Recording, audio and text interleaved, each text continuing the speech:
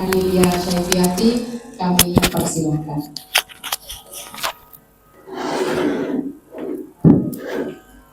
Terima kasih. Assalamualaikum warahmatullahi wabarakatuh. Presentasi, Bu Dokter. Oh, langsung ya. Oke. Terima kasih. Assalamualaikum warahmatullahi wabarakatuh. Waalaikumsalam warahmatullahi wabarakatuh.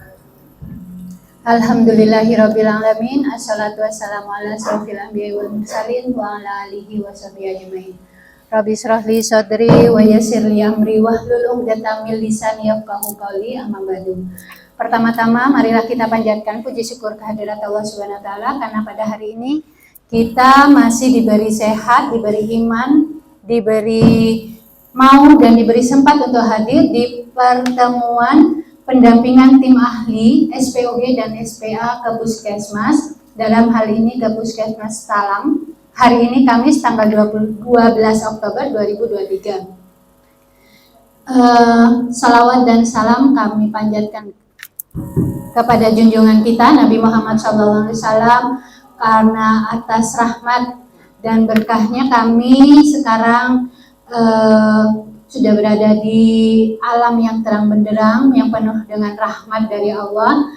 Dan selanjutnya kami sampaikan selamat datang dan terima kasih kepada tim ahli SPOG dan SPA, kepada Dr.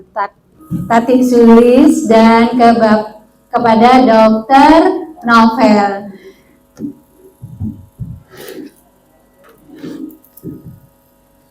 Pagi ini jadwalnya sekarang pendampingan di tim Puskesmas Talang. Dalam hal ini saya langsung akan membuka dulu ya. Marilah kita buka acara ini dengan pembacaan basmalah bersama-sama. Bismillahirrahmanirrahim. Kemudian kami lanjutkan ke presentasi Kepala Puskesmas. Perkenalkan, saya Dr. Gigi Halilia, saya dokternya pasiennya Dr. Tati. Kemudian ini channel YouTube saya, Dentalia. Mohon izin dokter, acara ini kalau nanti saya rekam, saya publikasikan di YouTube, boleh nggih? Ya, terima kasih. Kemudian tujuan dari kegiatan ini yaitu outputnya meningkatkan kompetensi nakes Puskesmas Talang dalam memberikan pelayanan kegawat daruratan ibu dan anak. Kemudian outcome-nya menurunkan angka kematian ibu dan angka kematian bayi di Pamekasan pada umumnya. Kami akan memaparkan demografi wilayah kerja Puskesmas Talang, yaitu jumlah bumil proyeksi sebanyak 316, kemudian jumlah bumil realnya sampai saat ini 249, artinya 78,8%. Kemudian jumlah kelahiran ada 232, artinya ada 93,17% kelahiran dari ibu hamil yang ada. Kemudian ANC terpadunya masih tercapai 211, 84,74%. Di mana ANC terpadu ini juga menjadi indikator nasional mutu, okay? Kemudian kami jadikan indikator prioritas puskesmas kami dalam rangka menunjang INM tadi. Kalau di INM-nya ANC sesuai standar, dan di puskesmas kami mengambil ANC terpadu. Jadi ANC terpadu menjadi salah satu item penilaian di INM. Kami masih mencapai 84,74 sampai bulan ini. Kemudian K1 murninya dari 249 itu ada 246. Artinya ada 98,8%. Dan K1 aksesnya itu sudah 100%. K1 USG-nya di sini masih rendah. Jadi masih 73 orang yang K1-nya dilakukan USG. Artinya masih 31. 69% lainnya masih belum mau melakukan USG di K1-nya. Kemudian K5 USG ada 70 orang, artinya ada 28,11%. Kemudian ANC sesuai standar ini di INM 84,74%, lahir normal 156 atau 67,24%, lahir hidup 100%, artinya kami tidak ada kematian bayi tahun ini. Kemudian rujukan 55 atau 23,71%, lahir EC itu ada 81, artinya ada 34,91%, dan lahir normal yang ditangani oleh SPOG kemarin kasus kami rujukan itu ada 1 orang, lahir hidup. Kemudian yang kematian bayi itu ada 1 orang setelah 2 hari ya Bu, 2 usianya. Oh, kembar 8 hari kembar, yang 1 meninggal, BB yang 1 ya, yang 1000, yang satunya 1,3, jadi meninggal 1. Kemudian di PPN program prioritas nasional itu juga ada 5, salah satunya penurunan AKI AKB. Nah, di sini indikator puskesmas kami mengambil ANC sesuai standar. Di puskesmas kami ANC sesuai standar itu melalui indikatornya ada 2, yaitu kuantitas dan kualitas. Untuk yang kuantitas itu K1 sampai K6, yang kualitas itu pemeriksaan 10T. Ini standar pelayanannya yang 10T. Kemudian yang kami alami di sini permasalahannya, jadi yang ingin kami sampaikan nanti beberapa permasalahan dan apa yang sudah kami lakukan dalam rangka penurunan AKI AKB tersebut. Nah, permasalahan di desa itu targetnya ini kan untuk pelayanan K1 dan K5-nya masih rendah karena masih ada mitos. Jadi masyarakat kami masih percaya kalau pemeriksaan di K1 itu sebelum 3 bulan bayinya bisa hilang. Jadi mitos itu. Jadi banyak masyarakat yang menghindari pemeriksaan awal. Dan mitos pemeriksaan USG-nya pun di K1 dan K5 itu masyarakat masih banyak yang tidak mau karena takut ketahuan jika bermasalah dan bumilnya jadi stres begitu. Nah, yang lain bumil ada yang tidak mau periksa lab karena masih ada anggapan akan ketahuan kalau ada penyakit. Jadi mereka akan takut. Bumil tidak ada yang mengantar untuk periksa ANC terpadu karena suami bekerja. Kemudian pengaruh orang tua atau mertua yang kuat tidak mendukung pemeriksaan ANC terpadu, tidak ada yang mengantar bumil di kelas ibu hamil. Jadi di sini perannya orang tua dan mertua itu masih sangat besar ya kepada ibu hamil. Kemudian tindak lanjut yang kami lakukan edukasi petugas Promkes dan Nakes kepada kader untuk dilanjutkan ke masyarakat termasuk ibu hamil dan orang tua atau mertua tapi belum merata. Pelatihan kader juga, pelatihan kader ini salah satunya kemarin dari Dinas Kesehatan itu mengundang nenek untuk edukasi kepada nenek. Jadi pentingnya pemberian ASI, di mana pemberian ASI eksklusif ini salah satunya untuk menunjang tumbuh kembang bayi yang sehat. Jadi bayinya dicegah untuk terjadi masalah kesehatan, apalagi kematian, seperti itu. Koordinasi dengan desa dalam pertemuan P4K, pentingnya ANC terpadu. Jadi ini di desa-desa, bidan desanya berkoordinasi dengan kepala desa melakukan pertemuan P4K. Edukasi pada bumil di kelas bumil. Dan di sini peran desa yang dilakukan adalah promotif edukasi oleh pamong atau kader untuk menjaga kesehatan pranikah selama hamil dan menyusui, ikut mendukung ANC terpadu, mengantar bumil yang kesulitan periksa ANC terpadu ke puskesmas, menganjurkan pemeriksaan pranikah, peran aktif kader menemukan bumil trimester pertama untuk ANC terpadu dan menghilangkan mitos-mitos yang salah tadi. Kemudian peran desa lainnya tersedia pengawasan minum obat PMO di rumah atau tempat kerja.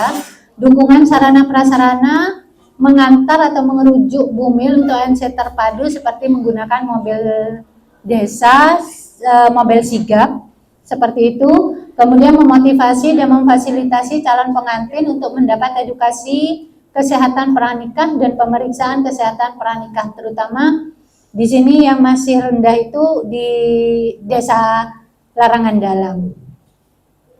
Nah, ini indikator mutu pelayanan kami, salah satunya ANC tadi.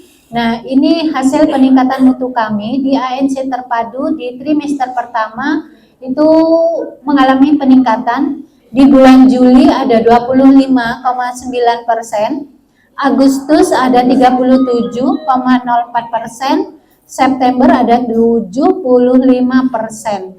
Jadi masih 75% sampai bulan September. Ini untuk ANC terpadunya.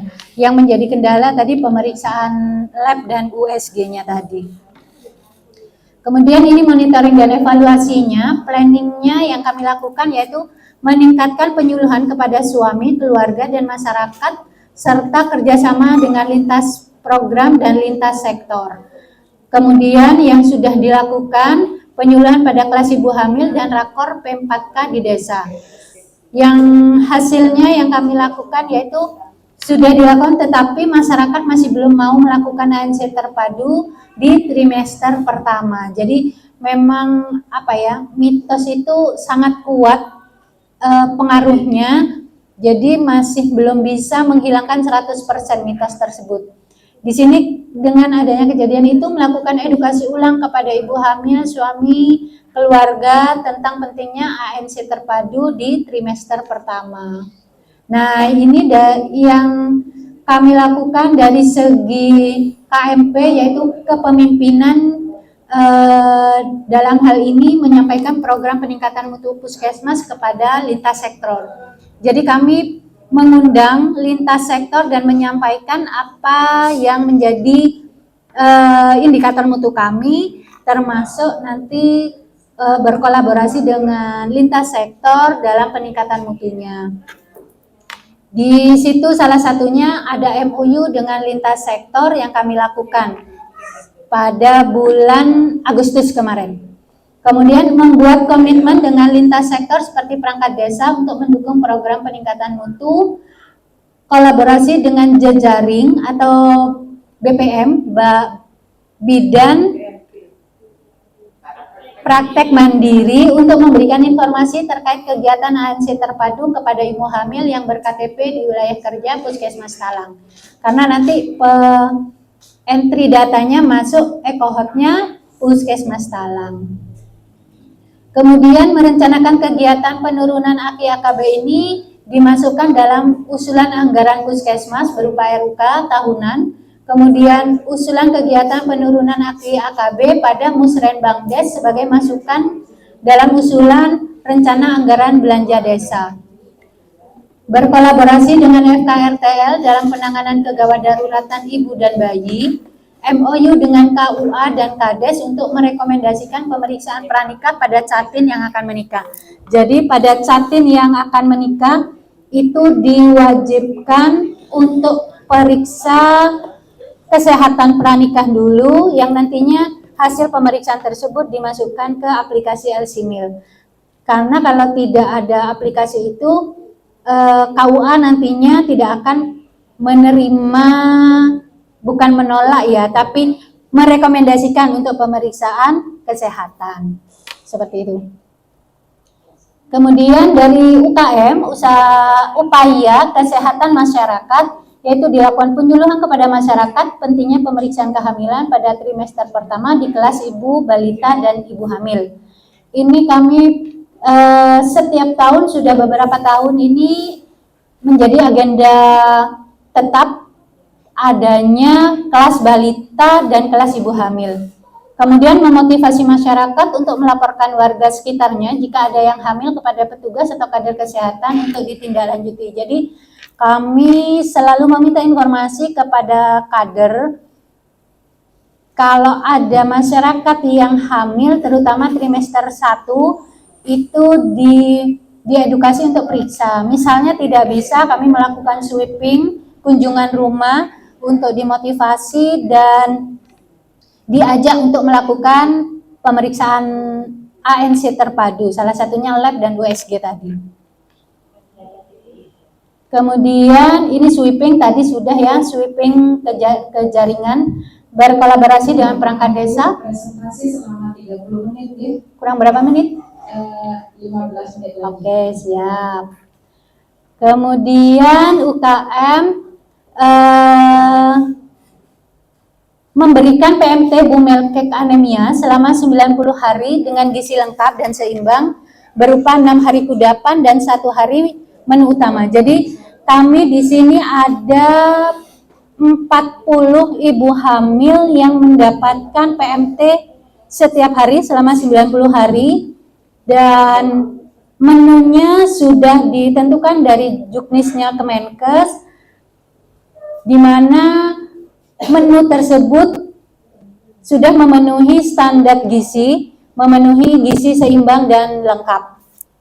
Dan itu melibatkan pemberdayaan kader. Jadi yang mengolah, mengelola, dan mengantarkan serta memonitoring itu kader desa bersama ibu bidan dan PJ program gizi di Puskesmas.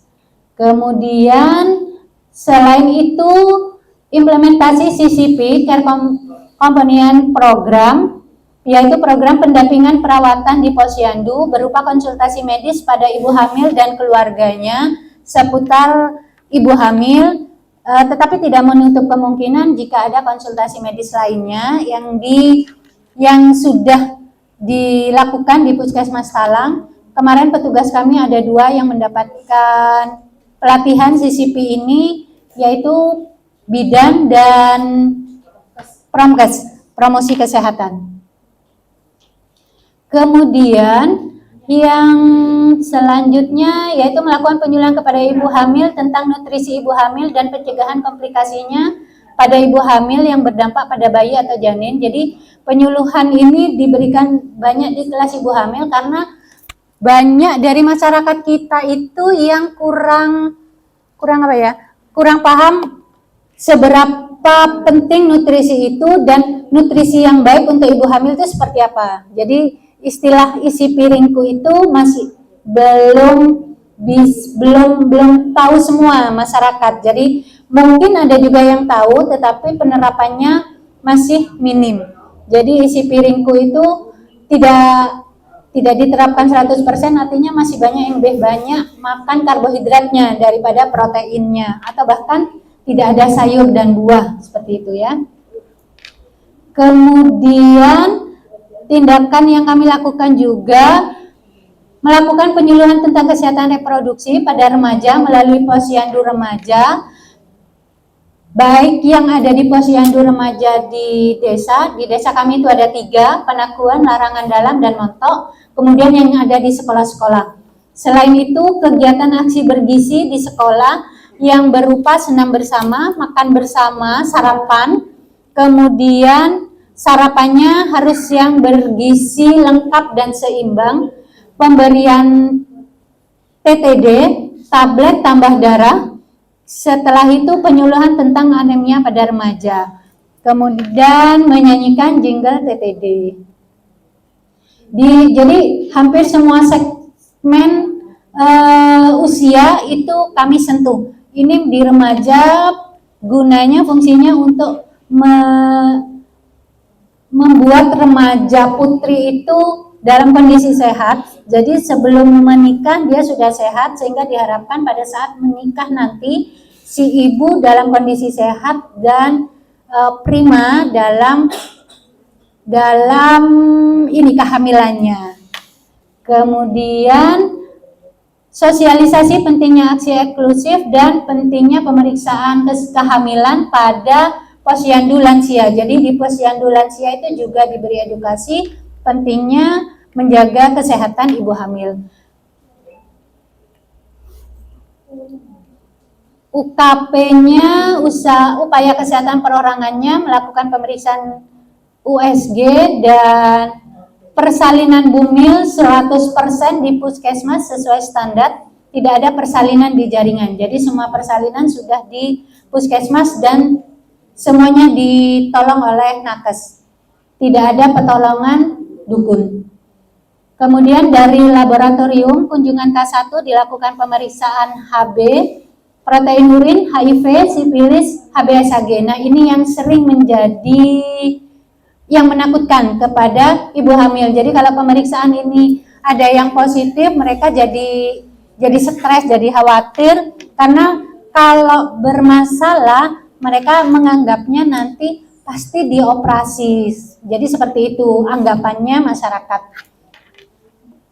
Jika tidak memungkinkan pada K1 diagendakan untuk kunjungan ulang pemeriksaan lab karena pemeriksaan lab tidak harus K1. Di K1 dilakukan di jaringan atau jejaring, maka ibu hamil akan dirujuk ke puskesmas dengan berkoordinasi dengan laboratorium. Jika hasil pemeriksaan lab ada yang positif, maka akan dilakukan rujukan ke rumah sakit atau ke dokter SPOG untuk dilakukan penanganan atau bahkan dilakukan perencanaan rujukan. Jika ibu hamil, ini dari farmasi, jika ibu hamil tidak mual akan diberi tablet tambah darah 90 tablet untuk 90 hari. Jika ibu hamil mual, maka tablet darah akan diberikan jika sudah tidak mual. Jika ibu hamil mual sampai usia 9 trimester ketiga, maka akan diberi tablet darah kombinasi dengan multivitamin dan pada K1 akan diberi tablet asam folat. Nah, ini MOU kami dengan lintas sektor, itu ada Camat Larangan, Ketua Penggerak PKK Kecamatan Larangan, dan Ramil, Kapolsek, Kepala KUA, Kepala Disdik Larangan, Kepala PLKB, Kepala Desa, kader Pamong, Toga, dan masyarakat untuk mendukung program peningkatan mutu puskesmas dan program prioritas nasional sesuai peran dalam masyarakat. Nah, ini perannya mungkin tidak perlu kami sampaikan ya, peran yang di lintas sektor itu yang bisa saya sampaikan untuk kali ini, karena tiap-tiap lintas sektor itu punya tugas masing-masing sesuai dengan tupoksinya. Jadi mungkin itu saja yang bisa saya sampaikan karena keterbatasan waktu, jadi kami tidak bisa menyampaikan secara menyeluruh tentang kegiatan kami. Intinya kami benar-benar mendukung dan melaksanakan, mengimplementasikan program penurunan AKI-AKB. Nah, dalam hal ini kami mohon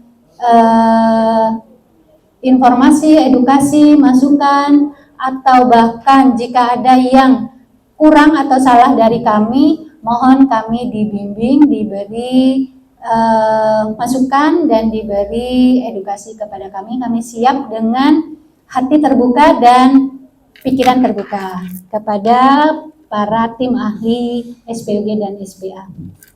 Terima kasih. Jika yang kami sampaikan itu benar, sesungguhnya itu adalah rahmat dari Allah, dan jika itu salah karena kehilafan saya dalam menyampaikan materi ini. Terima kasih. Wabillahi taufiq wal hidayah. Assalamualaikum warahmatullahi wabarakatuh.